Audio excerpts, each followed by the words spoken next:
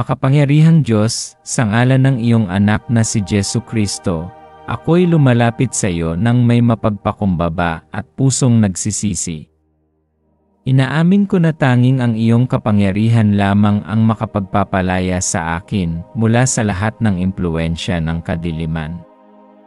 Ama, hinihiling ko na balutin mo ako ng mahalagang dugo ni Jesus na ibinuhos sa krus para sa aking pagtubos at tagumpay.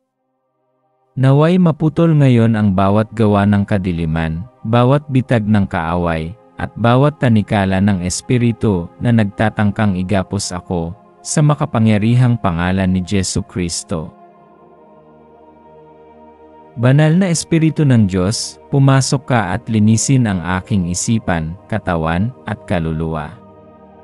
Siyasatin mo ang bawat bahagi ng aking buhay at alisin ang lahat ng hindi nagmumula sa iyo. Idinedeklara ko na si Jesus ang Panginoon ng aking tahanan, ng aking pamilya, ng aking mga daan at mga kaisipan. Naway mapawi ang bawat negatibong espiritu, bawat sumpa, bawat salitang itinapon laban sa akin, at bawat tagong puwersang masama na nagnanais manira sa pamamagitan ng iyong banal na kapangyarihan. Naway sumiklab ang liwanag ni Kristo sa mga lugar na dating madilim at punuin ng iyong pag-ibig ang bawat puwang sa aking puso. Panginoon, ipadala mo ang iyong mga anghel na mandirigma upang ako'y palibutan at ingatan, upang walang kasamaan ang makalapit sa akin. Ibalabal mo sa akin ang iyong espiritual na sandata, ang helmet ng kaligtasan, kalasag ng pananampalataya, baluti ng katuwiran, sinturon ng katotohanan, panyapak ng ebanghelyo ng kapayapaan, at ang espada ng Espiritu na siyang salita ng Diyos. Patatagin mo ako upang makapanindigan at makalaban sa kaaway, sapagkat alam kong ang nasa akin ay higit kaysa sa nasa sanlibutan.